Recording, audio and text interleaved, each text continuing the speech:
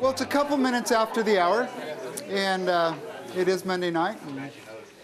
And I thank you for coming. We're really pleased at the turnout. And I think this probably is a testimony to the quality of our speaker, of course, and also the importance of the issue being discussed. And before I get started, I'd like to thank my partners in this event. We have Peggy Schlesinger, the Director of the Institute of Medicine and the Humanities, and Dave Forbes, the Dean of the College of Health, Professions, and Biomedical Sciences. And so we thank them for helping us put this event on. And again, my name again is Dane Scott. I'm the Director of the Center for Ethics. And tonight's topic is the ethics and practice of consumer-driven healthcare. And I'm really pleased to have a friend and former colleague, Mark Hall, come here and talk about this. He is a national expert on this topic, and I've asked him maybe to talk briefly about his recent testimony to Max Baucus. Max Baucus is sort of leading the charge on healthcare reform, and Mark had the privilege and, I guess, of sitting in the hot seat and talking to his committee recently. And as I said, Mark is a longtime friend and a colleague at Wake Forest University, where I used to work for a little while. And he's one of the nation's leading scholars in the area of healthcare law and policy and medical and bioethics. He's the author of 15 books, including Making Medical Spending Decisions and Healthcare Law and Ethics. He is currently engaged in research in the area of consumer-driven healthcare, doctor-patient trust, and insurance regulations and genetics. And so I think we'll all be interested in this topic, and we thank Mark for coming.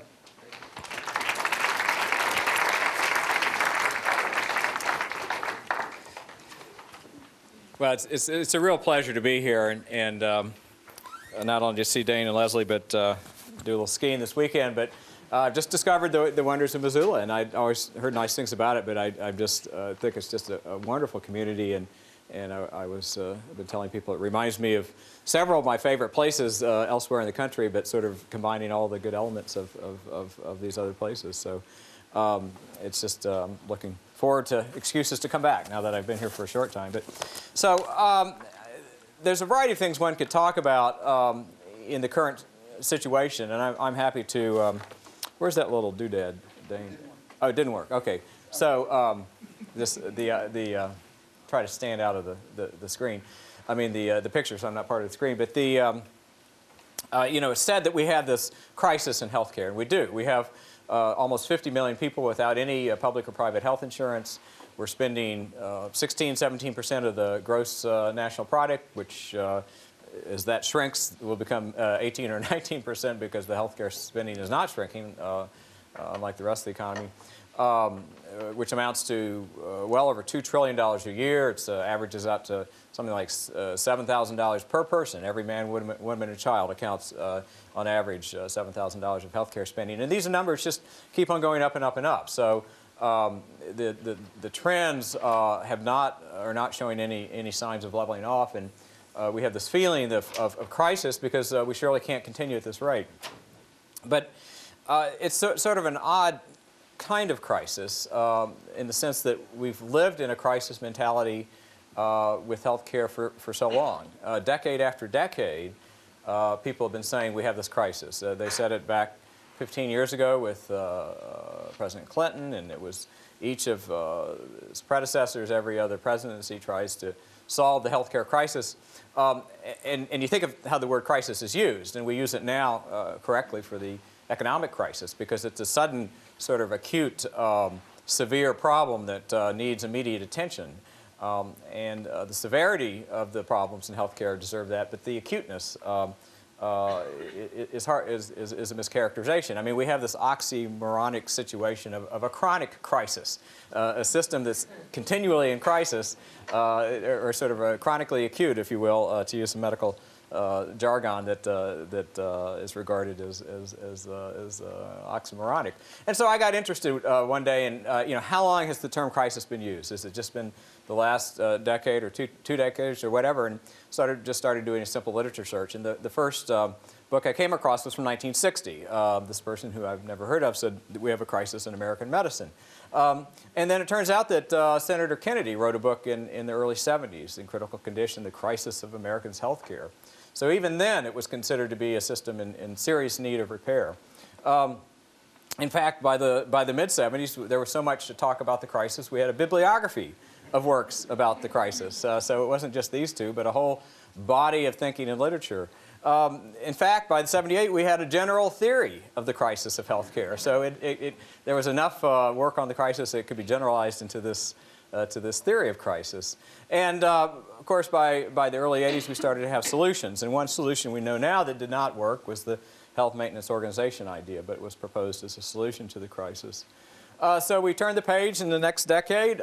Senator Kennedy again, 1990, again on the crisis. So this is a crisis that's produced two books in two separate decades, the '70s and '90s, by Senator Kennedy, and he's still going at it. So we hear, somebody was mentioning at I think at dinner that Senator Kennedy's working on a piece of legislation that is further going to address this. And if we do end up solving the problems and getting some important legislation in place, I think they ought to name it for him as being the most persistent at this. But others think there's a simple solution to the crisis.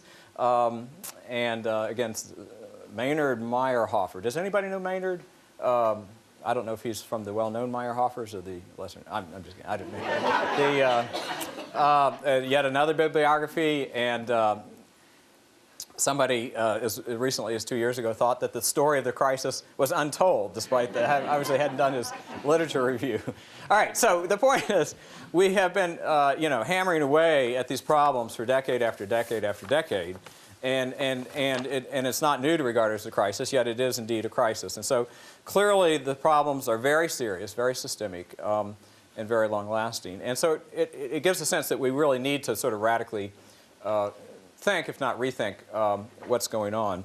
And so I'm going to just talk about one line of thinking, which is this idea of consumer-driven healthcare, and try to help put in context how that fits into the other kinds of thinking.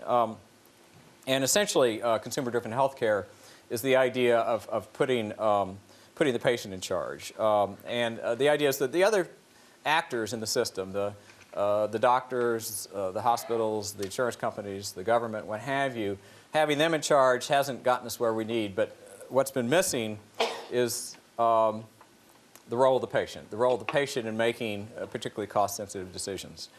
So we're now approaching this what's envisioned as the dawn of a new day.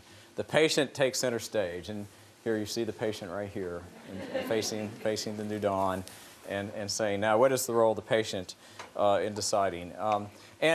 This focus on the patient and their responsibility in making more cost-sensitized medical consumption decisions was embraced by the previous administration. Here's Secretary Michael Levitt, who was head of the part of HHS that does Medicare and Medicaid, saying about a year ago, we have a better option than managed care, in contrast to HMOs and all, to provide beneficiaries with reliable information about the cost and quality of their care. Because when given that kind of information, we know that consumers will make decisions that drive costs down and quality up. And so that's sort of the mantra, the philosophy embraced by consumer-driven healthcare. Well, what does it look like in real life? Well, what we're talking about are sort of what forms of insurance that essentially require patients to pay more. Getting away from the kind of insurance that basically says we'll cover everything with only sort of trivial amounts of cost sharing. So the most simple idea is to have insurance play more of a catastrophic, the term catastrophic is used, but insurance is there for unpredicted expenses that are difficult to budget for. It's not there, if you wreck the car, you have insurance, but it's not there to do the oil changes, is frequently said. And so in healthcare, that means to simply set a higher deductible, that within some range, if $1,000, $2,000, $3,000, whatever, we can anticipate a certain number of healthcare expenses and budget for them, or draw from savings and what have you. But if it hits a certain level, then that's where we need insurance to kick in. But for the first few $1,000s, we're paying entirely out of pocket, like you would in other kinds of insurance. So it's a sort of economically a more standard notion of insurance instead of a financing system which is a way of paying for things. It's an insurance system, which does what insurance does in a more sort of pure and straightforward way. And to couple these high deductible insurance accounts with health savings accounts, so not just to leave people on their own and hope that they save, but to encourage them to save for their predictable or affordable increments of healthcare spending by creating a tax-sheltered vehicle, sort of a rainy day fund that if you set aside money for, it's tax exempt, and these savings accounts can build up and be used over time to pay for these higher amounts under deductible. But as you pay for treatment out of your savings account, it's depleting your savings account. So it's your money being spent and not the insurance company's money or the doctor's money. But simpler forms are as common as pharmacy benefits. Everybody has pharmacy insurance, and almost universally, it's I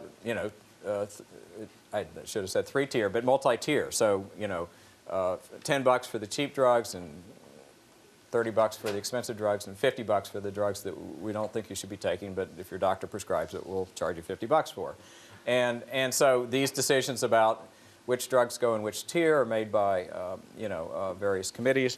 And the point is to send the message to the patient so the patient gets the message to the doctor. Please use the generic. Please think twice about prescribing something that's going to cost me a lot more than some other option. And so any form of sort of increasing the cost-sharing burden on patients is a form of consumer-driven health care.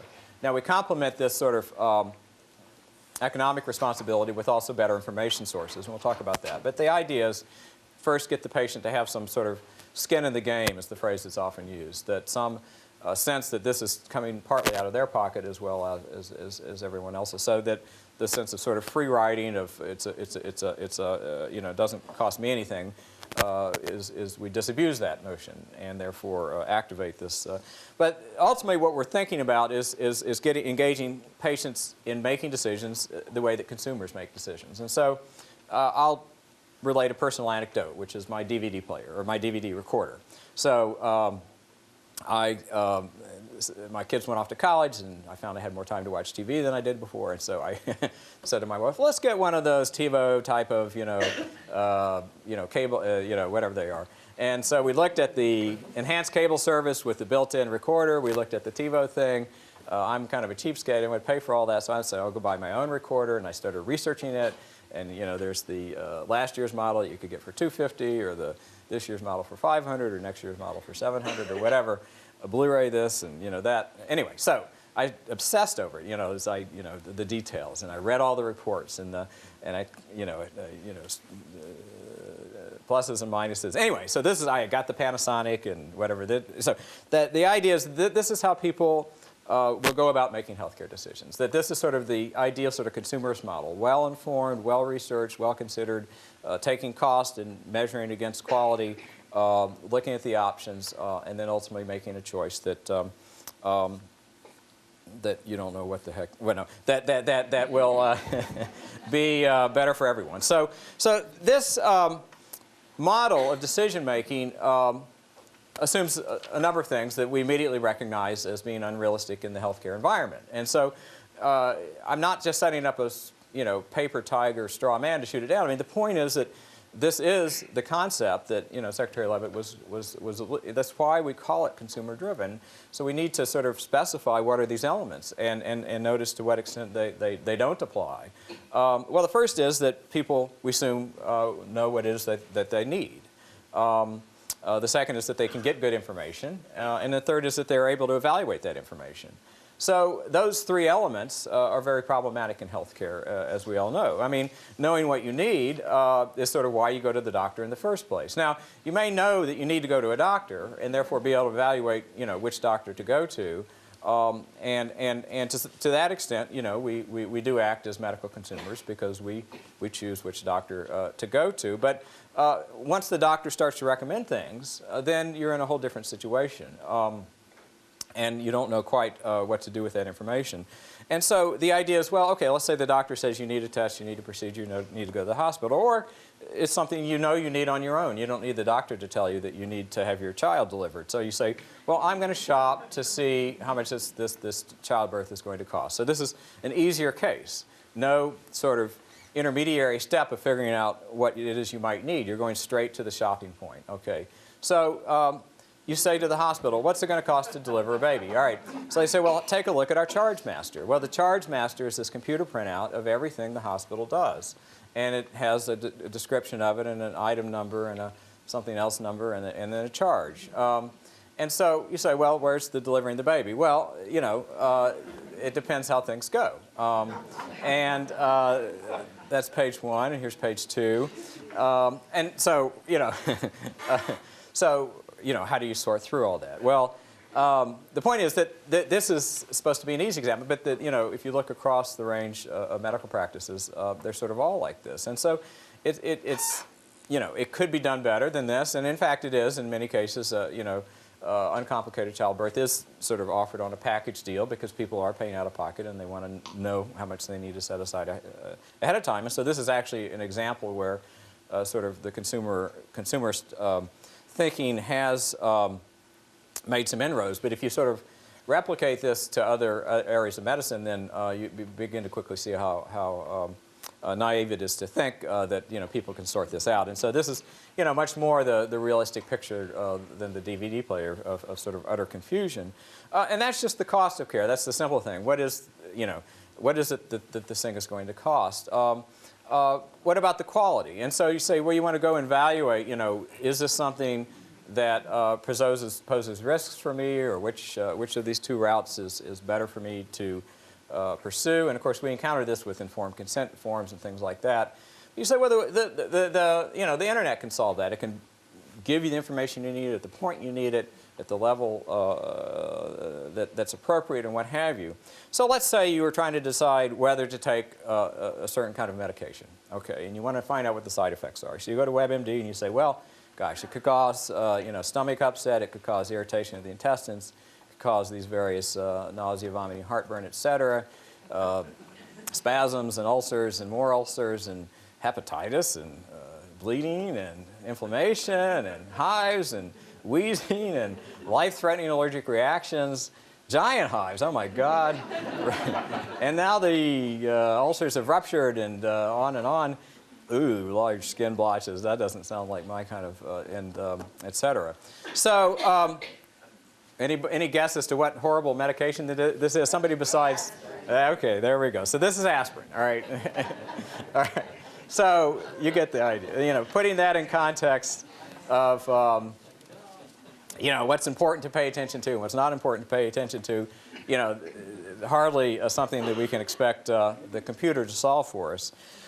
And this sort of inability to cope with the information is not, some people say, well, that's learned helplessness. We've all become passive, you know, just receptors of, you know, whatever the medical staff, you know, we need to be activated as consumers and forced to decide this. But the point is that these things are endemic to the, you know, the inherent complexity of medical practice and of the uncertainty of things aren't standardized because they can't be, even for the expert practitioners. And realizing, of course, that we encounter these decisions to the point that we're sick, you know, that even, you know, in the best state of mind, we have trouble coping with this kind of complexity. But when you're anxious, you're ill, you're not feeling yourself, and you've got all these other worries on your mind, to force this kind of decision-making on people seems sort of cruel and inhumane, actually, even if they were capable of doing so. So, and, you know, if you ask people what role do they want to have in decision-making, in medical decisions in general, cost aside, just, you know, which to do and you know, patient autonomy, most will say, I want to be told what's going on and told why, but I don't want to be forced to decide myself. You know, that's the doctor's job. Now, not everybody's that way, but a good number of people are that way, and they are that way for reasons that we can immediately empathize with. And so when we really think about it, we think about what's important here is not the patient and the information, but how that is all sort of related through the doctor-patient relationship. I mean, what people think about is, you know, I need a doctor because I'm not feeling well. And then it's all about the relationship with that doctor. And so it's naive, and I think it's sort of oversimplifying to say, let's put the patient alongside the information and you know, without fitting it within the context of a doctor-patient relationship. And I'll tell you a bit about one important research study that really sort of got to the heart of this matter. It was conducted by the RAND organization back in the 70s, late 70s and early 80s. It was actually the largest controlled social science experiment ever done in the United States, in the sense that it was a randomized controlled study that took patients, people, and gave them different kinds of insurance and paid for it. And some were put in an HMO, and some were put in normal insurance, and some were put in high deductible insurance, and what have you. And then they simply observed how they made medical decisions over the course of a couple of years, and then collected data and rigorously analyzed it to see how people's behavior was shaped by different forms of insurance. And so, although, you know, no study's perfect, and it's now, you know, dated by quite a lot, you know, a generation or more ago, it's you know, the kind of social science information that we so rarely and almost never get on important questions. And what the RAND study found is that when you put people under high deductible insurance, they end up spending less, 30% less than people with full insurance. But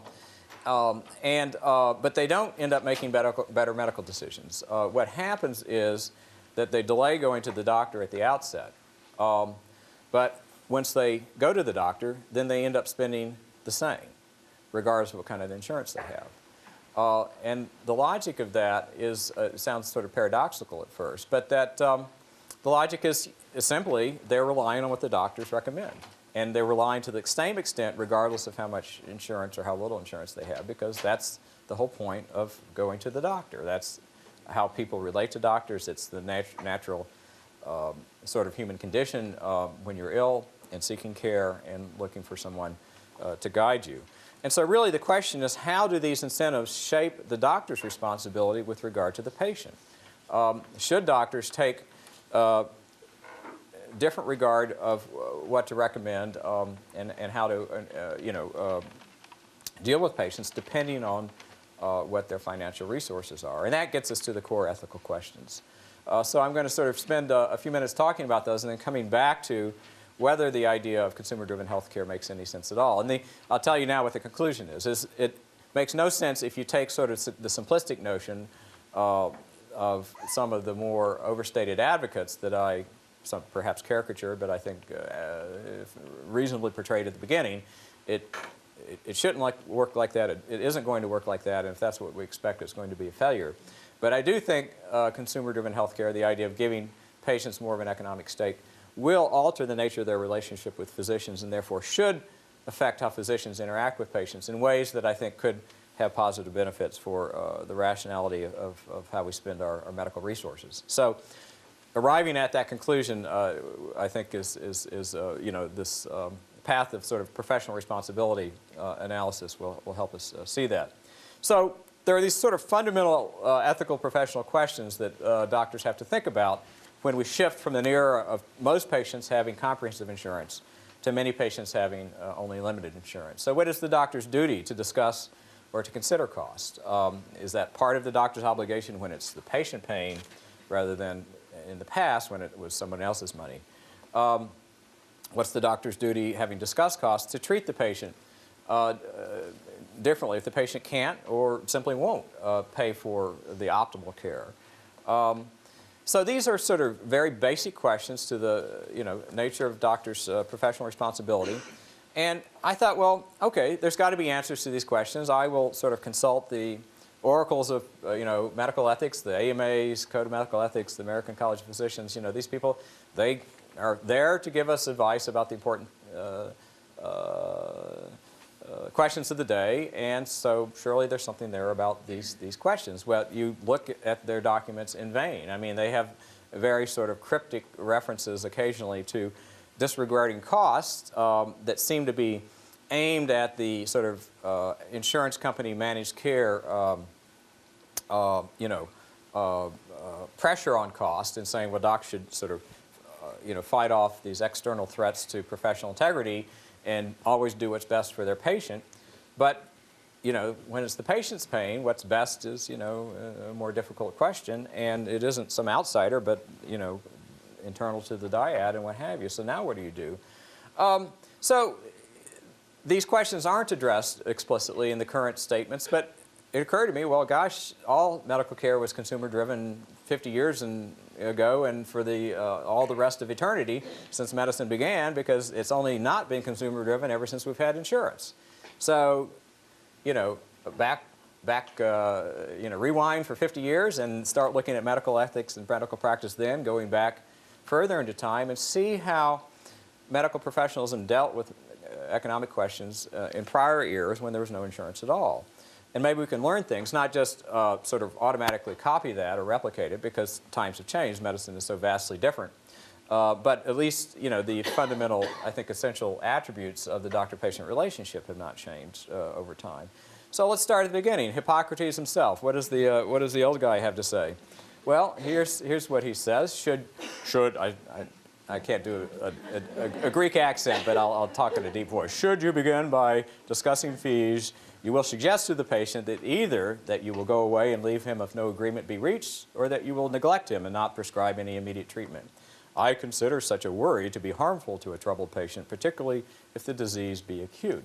And so advising physicians to not raise economic issues at the outset of the relationship, and we you know, intuit immediately this is very wise advice, and in fact how physicians have practiced over the years. A medical sociologist more recently wrote an article about the taboo in American medicine with regard to discussing costs. It's just not considered appropriate for the doctor to sort of introduce cost issues, or you know, because it seems like you know, the patient's being you know, questioned as in terms of their willingness to pay or their ability to pay.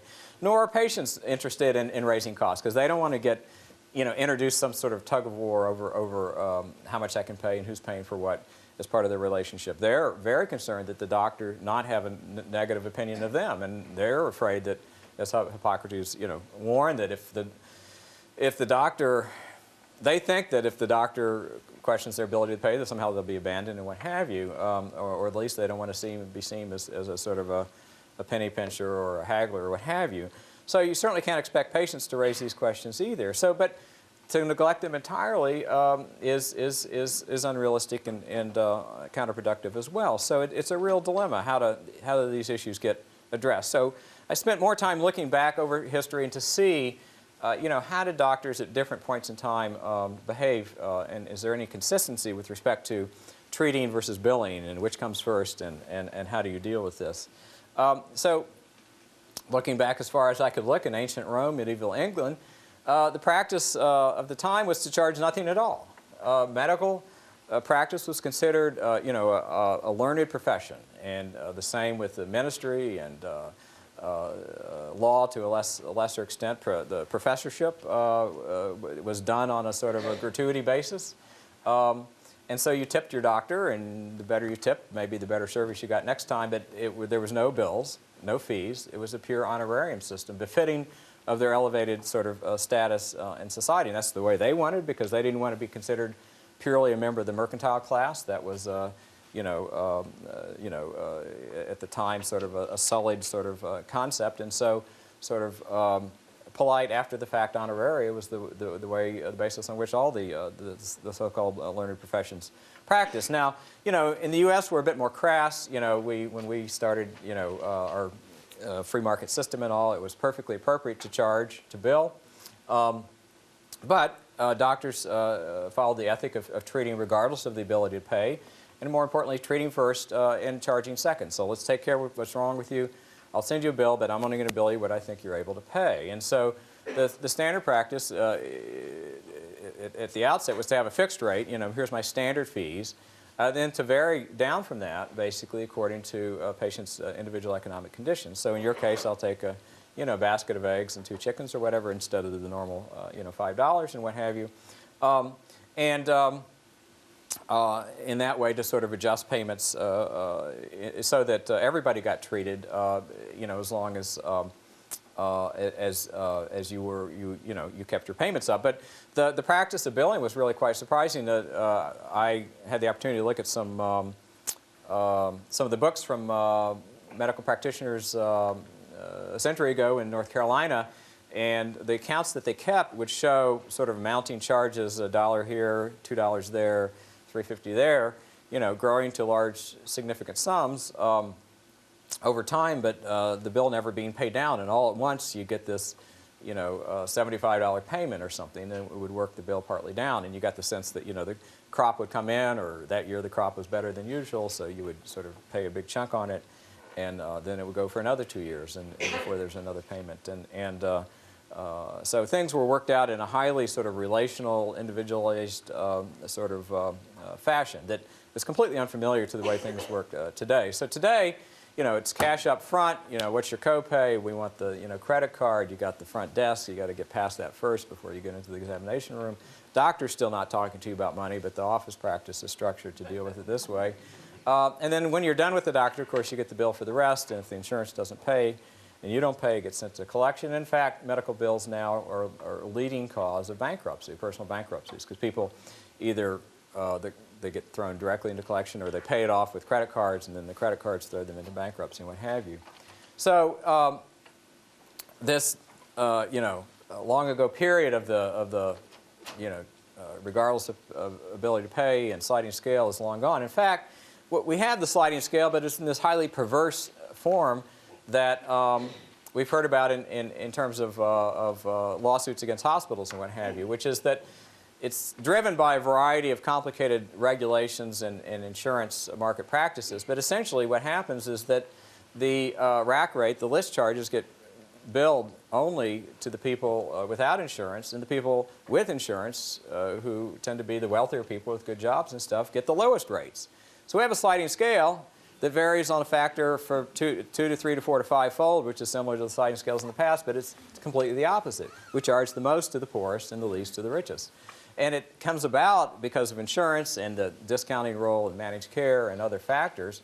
And these full list charges often get billed but uncollected, and so ultimately people aren't paying the full amount, but these bills are the things that throw them into collection and bankruptcy. And so it's a really sort of broken down process. So I think it needs a lot more attention in terms of what are the real professional responsibilities, particularly in ongoing treatment relationships, to say how do you deal with patients. And so I think the first point is you need a clear fee policy up front. It's no longer possible to have a one-page fee schedule like the ones that existed 100 years ago, but at least you can be clear about, you know, what's the co-payment responsibility, what are the terms of payment if you can't pay right away, and to think twice before sending stuff to collection, to not just follow the advice of these sort of revenue maximizing office practice manager types who say, you know, you think about it as part of a professional relationship rather than a pure business enterprise,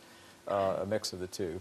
To provide discounts on a more sensible basis and to have discounts based on ability to pay, reintroducing some notion of the sliding scale, I think is a very wise thing, and a route that certainly the tax-exempt nonprofit hospitals are starting to move more, I think, responsibly in that direction, but I think physicians need to think about that as well. And to be, you know, more sensible, I would say compassionate in terms of collection policies, and sometimes being willing to, you know, write off accounts and what have you, rather than send them to ruin people's credit and what have you. So those are some sort of common sense practice, you know, advice that I would give, that others give, and what have you. So moving on then, that's in terms of billing, but what about incorporating these costs into professional recommendations, the way in which you treat patients? Well, the traditional ethic, again, was to sort of advocate, urge physicians to do the ultimate best, to provide the very best that medicine has to offer without regard to cost. And you can say, well, that's sort of, well, it is idealistic. I think those things are said for good reason, because ethics serves what I call an auditory function, that it sort of encourages the ideal, realizing that practical constraints keep us from achieving the ideal. The problem is physicians have taken us seriously. They say, oh, okay, you want us to do what's absolutely best? We'll do what's absolutely best. And, you know, who cares about the cost? And we can't actually afford to do that. So what do you tell them in short of that? So a lot of that sort of aspirational ethic came about in reaction to managed care, and in reaction to sort of encouraging physicians to sort of be the advocate for the patient in the face of insurance company cutbacks.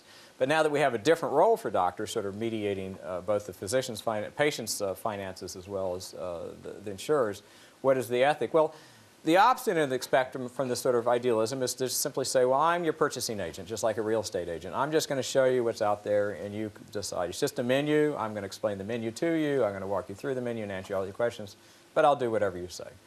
And I'm here to help you make the best use of your money. And I think that's sort of too extreme in the other direction. It doesn't recognize physicians' own role in terms of sort of their professional standards. It doesn't sort of do justice for what their role is in terms of encouraging patients to do the right thing in terms of optimizing their medical benefits. So in practice, you're going to see some type of prudential compromise between these two ideals or extremes. And what I've done is sit down and actually talk to doctors in a structured way to pose these kinds of questions and scenarios and get a sense of how does this work out in practice. Because again, none of this is new. I mean, doctors, you know, not only did this 50 years ago and earlier, but they continued. They have all along seen patients who couldn't pay, or they see patients who resist recommended treatment for other reasons besides payment. And they have developed sort of professional norms and practices and sort of, for dealing with this. One example is that doctors are happy to consider costs if doing so will in fact optimize the medical results for the patient and not cause any clear harm. Now, what do I mean by that? Well, the simple example is patients who, if you give them a prescription for the best drug, simply aren't going to fill it because it costs the $50 instead of the $10. So if you know that and you have a conversation about that and understand what it is that they can afford and can't afford, then you can say, well, I'll prescribe the second best or the third best drug, knowing it will do you some good and certainly would be better than having nothing at all and prescribing something that you don't take at all or only taking completely. So in that case, considering the patient's cost actually improves the outcome because of patient noncompliance. And doctors recognize this and they systematically incorporate that into their sort of professional norms and actual education and what have you. Another example is if it's purely a question of sort of patient preference. It's just, you know, I've got these achy joints and you can take this medication or not. And it's completely up to the patient how much pain they want to tolerate. Leslie and I were chatting about bad knees and what have you. You know, you can limp along with that bad knee. Or if you want to ski, you can, you know, do all these things to fix the knee. And, you know, it's your knee. You decide how you want to live your life. And realizing to some extent, you know, that the costs are going to differ. So those sorts of sort of purely the patient experiences the full effects, there's no long-range detriment for avoiding optimal care, are the kinds of things where doctors are completely comfortable in acting as a sort of a pure patient purchasing agent. But other examples are that if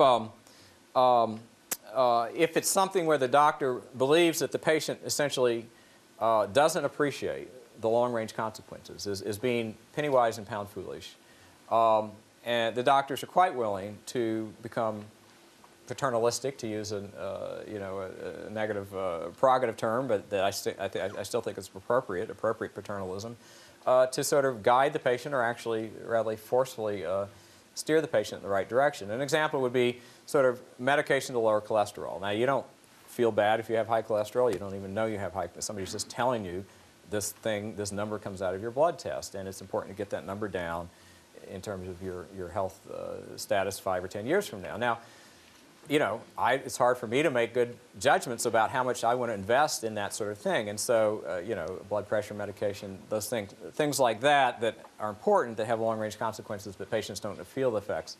Doctors then are more willing. Or other examples that came up in our interviews. So indeed, if patients balk at things doctors feel strongly about, they're quite willing to do things. So doctors gave us an example. You know, a patient had kept on putting off, so the doctor just said, oh, I'm going to schedule a mammogram anyway. You don't want it, but I'm putting you down on the schedule. Now, you don't have to show up, but, you know, you're scheduled. And you know, that's a type of sort of interpersonal pressure that you can put on a patient. Another doctor said, you know, I sent the patient to the hospital, I didn't think they would go, so I called the taxi and had them waiting, you know, when they walked out the door. Or another one sort of gave this example of guilt-tripping a patient who wouldn't come in to see the doctor for a follow-up exam because, well, I've got to take care of my granddaughter when she gets out of school. And the doctor said, well, what if you're not around to take care of her granddaughter? Who's going to take care of her then? You better come in, you know. So these are just sort of everyday interpersonal, you know, anecdotal things, but it shows you the extent to which doctors can actually sort of lead patients in the right direction, and I think appropriately so in ways, in circumstances in which the doctor's judgment is the patient's making bad decisions. So sort of mediating this is there's no simple pure absolute principle that says, you know, behave only in this way or behave only in that way, but it shows that doctors are capable of coming up with wise and practical judgment in these complex situations. So, oops, got ahead of myself. So where does that leave us? I do think that introducing cost more explicitly as a sort of an embraced way in which we've chosen to activate patients is an important step that needs to be taken at some level, not because patients really are capable of acting as consumers, but because it's important that doctors take account of the costs in some fashion, and that's more appropriately done when it's the patient's cost than it's the insurance company's cost. And so to put it another way, you know, we do face this sort of roaring dragon of medical cost inflation, that it's this beast that we have failed to tame. And what's it going to take to tame it? It's going to take everyone's effort. And so we've jumped back and forth from no controls at all, insurance pays for anything, no questions asked, to the insurance company makes all the decisions and the backlash against that. And then sort of saying, keep the insurance company out, turn to the patient, and realizing that that can't work either. But if we activate the role of patients in terms of having some stake in what this costs, then they might conceive of the insurance company in a different way. They might say, well, gosh, there's something, you know, these efforts to negotiate discounts, to form networks, to set sort of protocols and things like that. Maybe it isn't just saving money for the insurance company, maybe it's also saving money for me. So maybe in some fashion you could begin to see a notion in which people would welcome their insurance company as sort of an ally in this fight against healthcare cost containment. Now that might be naive, but I think it sort of begins to get us to think about sort of ways in which all three sectors, the doctor, the patient, and the payer, can align in ways that are more progressive. And so we could call this managed consumerism, that you know, we're here to help you save your money rather than we're here to help you, you know, deny care. To integrate the concepts of consumer-driven health care with managed care in a way that's more acceptable, that would help mitigate some of the backlash that we had before. And so I think ultimately that's where there's some potential for this idea to take hold. And I might just be as idealistic as the proponents, but I think it's a version of it that has fits better with the realities of the doctor-patient relationship and the nature of medical decision-making seen across the spans of time. So those are my thoughts, and I welcome yours, so thank you very much, and look forward to questions.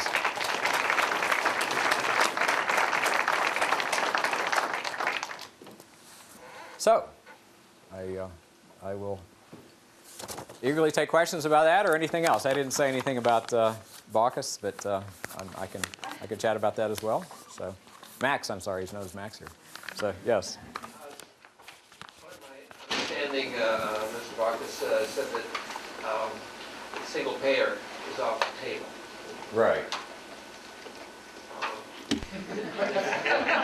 I like that image. Just gets me wondering, you know, is the insurance company part of the problem or part of the solution? Yeah. Well, I think he's being, the question was whether, what do we think about Senator Baucus' statement that single payer is off the table, which means that the efforts at reform are going to try to work with our mixed system of public and private insurance and try to preserve the role of private insurance rather than nationalize private insurance. You know, for nationalizing the banks and nationalizing you know, everything else, why not nationalize insurance? Well, I think that it's a pragmatic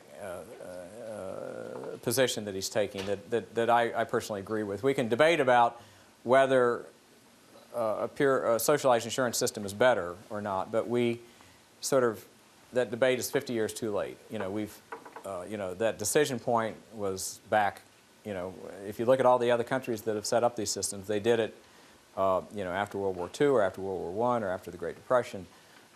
They did it arising out of, you know, basic sort of political, socioeconomic collapse or cataclysmic social and political events that sort of created the opportunity to do something that big. And I used to say you wouldn't want to wish for the conditions that would make it possible, because that's what we'd be talking about here.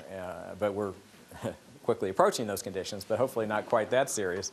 But the point is that there's just, and you can talk about sort of vested interest and what have you, but you know, it's just major pieces of the economy, lots of jobs, sort of the intros, the pieces of the organism have all sort of grown and taken shape in this hybrid of public and private. And to sort of rip that all apart and rebuild it, you know, if you could do it overnight, I don't think you would want to. And it's certainly not politically feasible. So I think it's a good practical judgment. I think it's realistic. I think it comes down to politics in terms of whether it would have been a good idea to keep it on the table just for sake of debate, to say, well, there's an idea that's even further left than these ideas. So, but I think people know that by now. They went through this with the Clinton proposal, and people understand that. And I don't think anybody's really, at the moment, that seriously interested in debating the single payer. So strategic, you know, whether it's a good strategic move, I don't know. But you know, in practical terms, I think he's correct. It's just not in the cards for a variety of reasons, and you need to find the path that's going to really be most likely to work, and that's not the path that certainly of least resistance, so I think those, at least I would imagine those are some of the thoughts that went behind that statement. Yes, I'll sort of jump around a little bit, just for geographic coverage. Yeah. Is tort reform currently on the table as part of that discussion of cost? Yeah. Well, I haven't heard that it is. It probably will be introduced in part because that's important to physicians, and we want their you know, engagement and buy-in with what happens. Tort reform's important for that reason, but not fundamentally important with respect to cost, because study after study has shown that the cost problem is so much larger than the tort problem, that the tort problem is only a small and piece of that. And so should be considered for its own merits, because it's an important enough piece of it that it should be regarded. But the cost problem could probably be dealt with or without the tort piece, I think, in my view and in the view of a lot of people. So, yes? I'm a local physician, and when I read the title of consumer-driven healthcare, Yeah. I thought you were going to talk about something totally different. Right. Because what I see is, with the exception of emergencies where they don't have time to do it, every patient has gone to the internet, they've read all the ads for all the things that they think they need, and they don't think I'm very competent because I've read all the algorithms and I know they don't need a X-ray or whatever it is that Right. they want, or that they get along much better with an over-the-counter drug than they can with the purple pill, or Yeah. and that's what I see, one of the major things driving up healthcare costs that doesn't get into this dialogue. Well, an excellent point. I think point very well taken. And you know, and lots of physicians are experiencing that. But I think there's also the reality that that's, you know, a segment of the population, even if it's half the population, which, you know, I don't think it is, but you know, there's the other half for which that's, you know, very unlikely to happen. And so the basic idea is you need a concept that's going to work across the population for both segments. So I mean, it's I don't envy the physician's job to have to sort of mediate both types of patients, the ones who are hyper well informed, and the ones who you have to sort of start from scratch, and you're never going to get them anywhere close to where you would like them to be, and so you just basically have to tell them what to do. And because the feeling is that that's what they essentially want you to do. And so figuring out how much of one or the other to do and for which patients is a very tough thing. But you're right. I didn't come prepared to talk about sort of the excessive demands that are put on patients who come in asking for things, to do things that you don't think are appropriate or you think are wasting resources. And the easiest thing to do is just say yes and move on to the next patient. And resisting that temptation is a tough thing. Now, I don't know if putting more of the cost responsibility on these patients will affect that. It could be that the cost burden would help deal with that to some extent, but perhaps not. So, did I miss a? Yeah, in the back. Okay. I'm a practice manager Yeah. here in town, and I just had a comment and a question for you. The first comment is that most physicians in the United States participate in the Medicare program. You get the mostly bad with that when you participate in the Medicare program, in that the consumers of the healthcare have no connection to the cost and have a sense that their physicians are being paid at a very high rate, not knowing the difference. And that the physicians themselves agree to a certain set of terms with that, which contribute to this pervasive, as you called it, flip on the scale. A physician cannot discriminate against a Medicare patient, and Medicare considers providing another patient a discount less than what that Medicare patient was charged discrimination.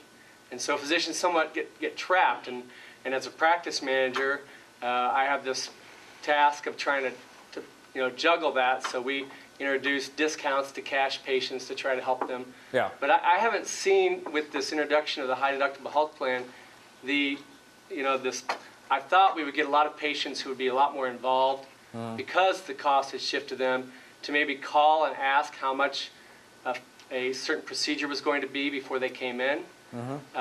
We haven't seen that until recently, and that's been a product of the economic times, I think. So Yeah. how do you feel that we can get patients more involved in understanding the cost of their own care? Yeah. Well, I've been supposed to repeat the question. So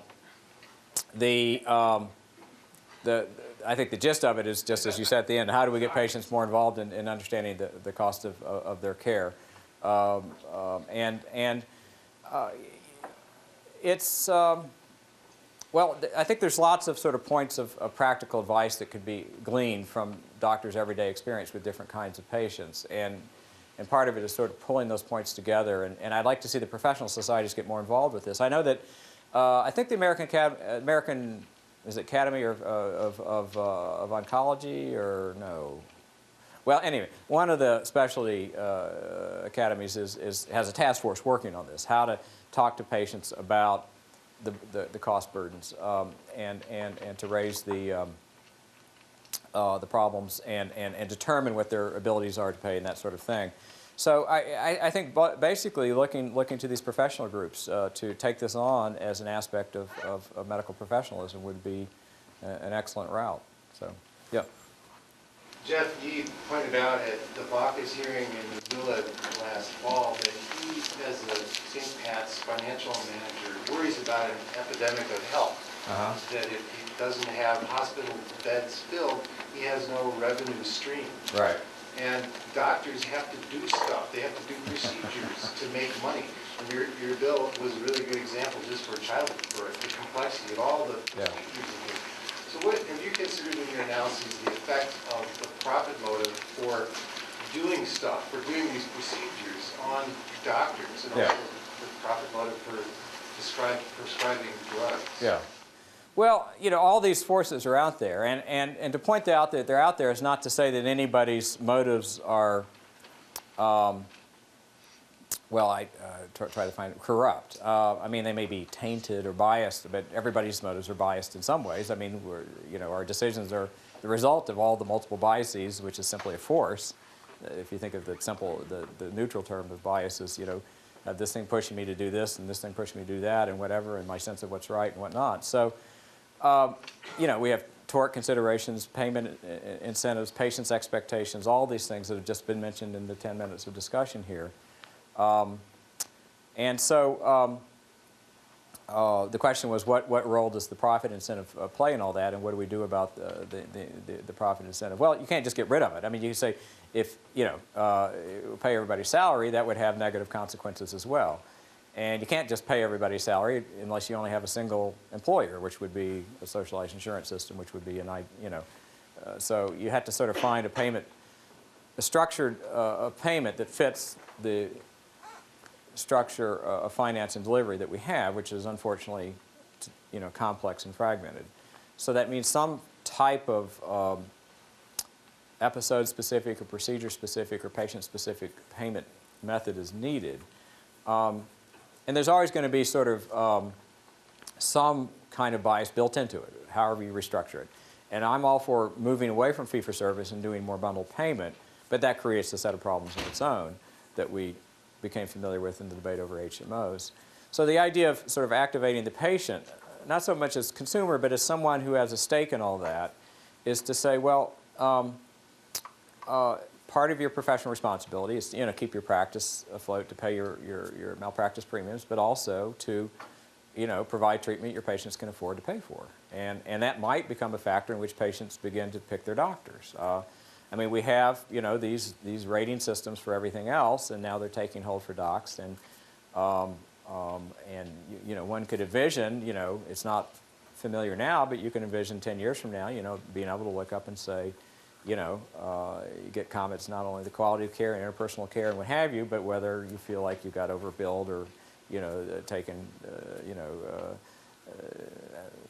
told to do something that you didn't really need to do that cost you a lot of money and that sort of thing. So there's a way in which that might begin to work itself out. And all you can do is try to introduce another sort of countervailing force. There's no way of sort of clearing away or having the purest or only the correct motives, because there is no such thing. And so it's a sort of a imperfect mix of these competing forces. So was there a question or something caught my eye? Yes. You start off by saying that 17 or 18% of the GMP, and in your process, in your formulation, it would be impossible to figure consequences of expense, but do you have any kind of idea about roughly what kind of reduction in expense one might see in incorporating your ideas into healthcare? No idea. It's you have to sort of.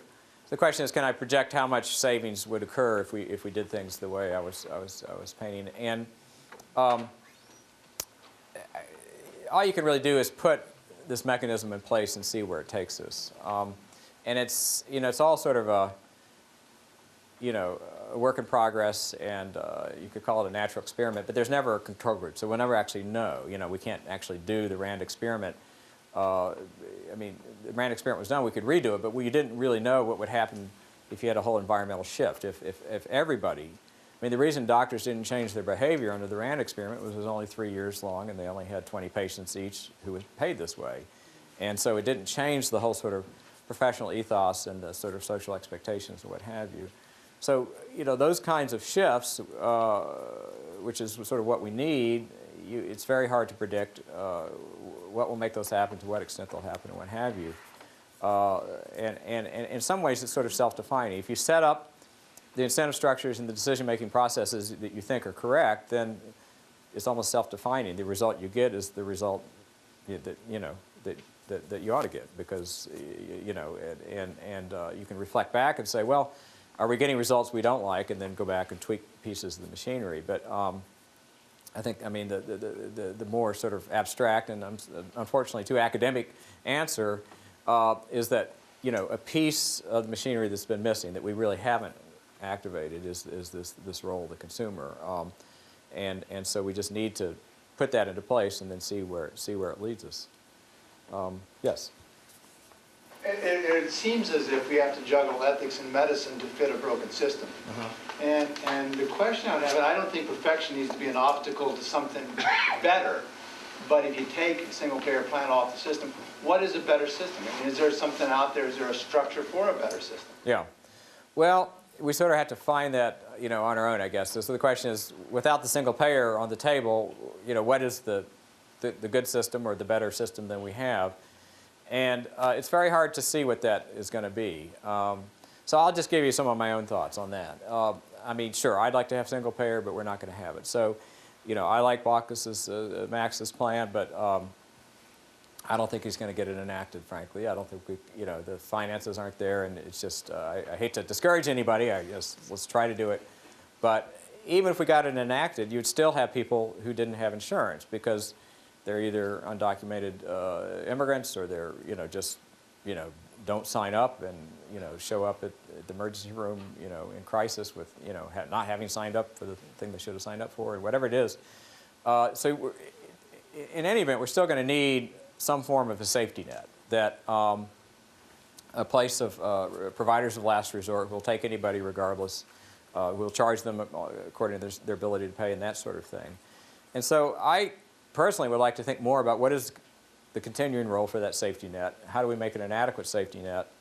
Can we look at other models like the Indian Health Service or the Veterans Administration Health Service that no one thinks are, the preferred systems, but we have, developed some experience with that could be improved, that are at least there, that are better than nothing, and set that in place for folks who are falling between the cracks, who don't qualify, or for whom the reform plans don't. So it's another patch in the patchwork system, but I think it's one that's more likely to be afforded, that is more likely to be socially accepted, and therefore I think deserves more attention. So adding the safety net piece into the mix of everything else is sort of the simple answer to your very difficult question, I would say. Yes? There hasn't been a lot of enthusiasm in the population for drawing closer to the insurance law with the AIG, executive bonus, flap, and all. The idea that somehow patients might partner with an insurance company to come out with a good result seems sort of anathema to public perception. And then when you say, well, the doctors are responsible to teach the patient how to partner with their insurance company, many of us as physicians don't feel well cared for by our insurance relationships. And so when I look at that picture, I'm thinking that the dragon is the insurance industry. It's hard to see that people would be moving towards that in a partnering, all hands kind of way. So when you say the single payer is off the table and this is the more expedient option and the more politically likely to be approved, I just find that cognitive dissonance. I just can't see how this is more palatable than saying to the populace, you will be engaged because you're a taxpayer, because we have a single payer, because you'll be cared for from birth to death, for psych issues, for medicine, for everything in a system like a community health center or like the VA or like whatever. And then have all of us vote instead of as informed consumers partnering with insurance companies, we would vote as taxpayers. And it would not identify us needing us to be something that we're not when we're sick people, which is informed consumers. Right. So the comment is, in brief, that doesn't the single payer idea, fit the realities of people's expectations from doctors and from insurance and how they interact better than my idealized version of the good hands. And I think it does. It does indeed. And the question is, then why can't we sell the idea? I think it's just the fact that things have to get even worse than they are now before a change that big will occur. I mean, one part of selling that idea is to say, well, your partner is the government, and not a lot of people view it that way. I mean, they like Max, but they don't like the rest of them, or whatever it is, And so they're all scum except for my congressman, who's a good guy because I know him. And so changing people's sense of relationship with the government, with their communities, and what have you, is I think as hard as some of these other ideas. And again, I hesitate at all to say we should shy away from that.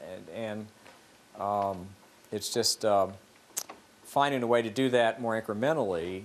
I think it's tough. Now, one idea that I am attracted to is this idea of buying into the government plan. That you say, well, it's your choice. You can pick the private HMO plan, or you can buy into a government plan. And we'll see who does a better job with providing insurance and containing costs according to where people want to put their money.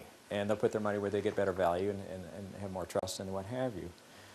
And so if you set it up that way, it may be that, you know, the market, you know, will steer itself, essentially people's choices.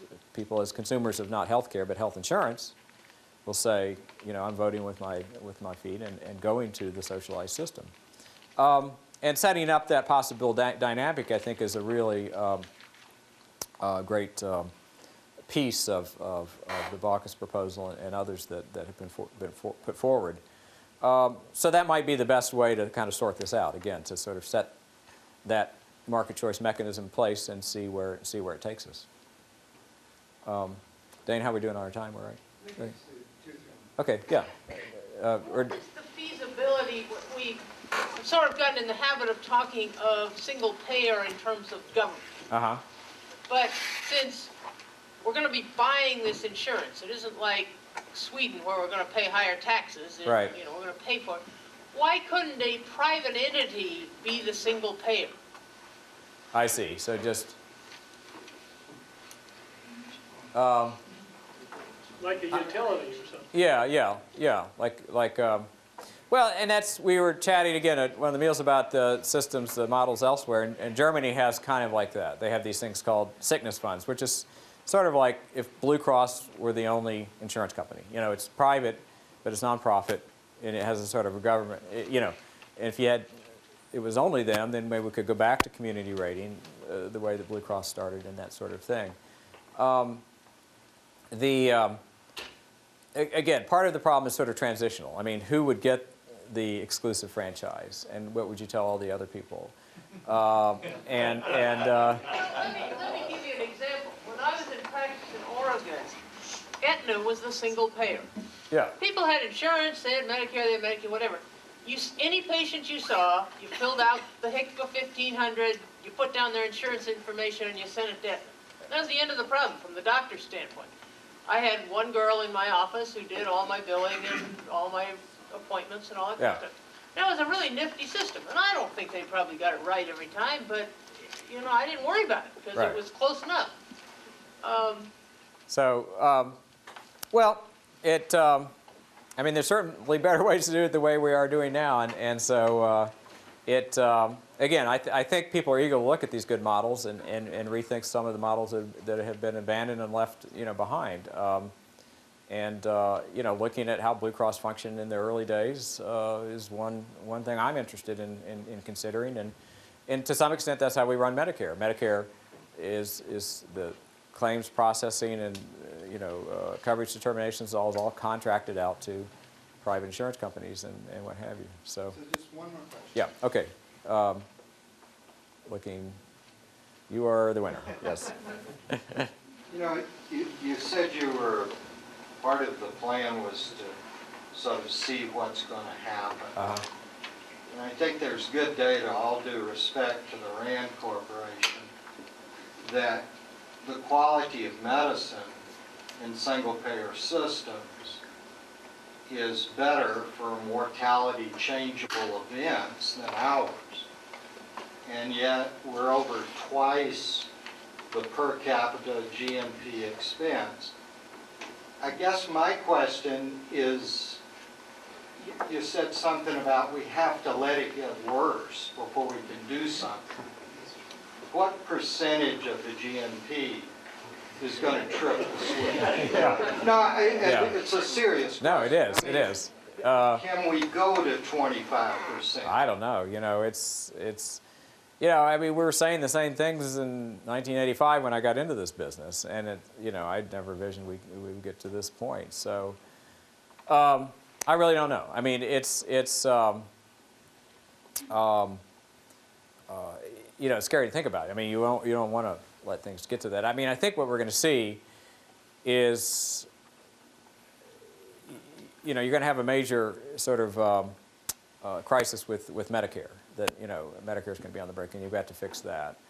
You're going to also have, you know, more employers sort of dropping out rather quickly. And so there may be kind of a tipping point where it's just enough people feel threatened in enough basic ways about the security of their insurance that, you know, we come back to the fact that as long as sort of 80% or 70% of us feel like we're in pretty good shape, the willingness to change isn't there. But, you know, when half of us or more start to really question what is it going to be there for me when I need it, you know, then, you know, maybe we don't have to bankrupt the system, but, you know, have enough sort of personal stake in seeing it improve to make that change. And so, again, one doesn't want to hope for anything approaching this sort of collapse, but it just doesn't seem that we're quite there yet. So, Well, we thank you for coming yes. and your excellent questions. We thank Mark. All right, thank you.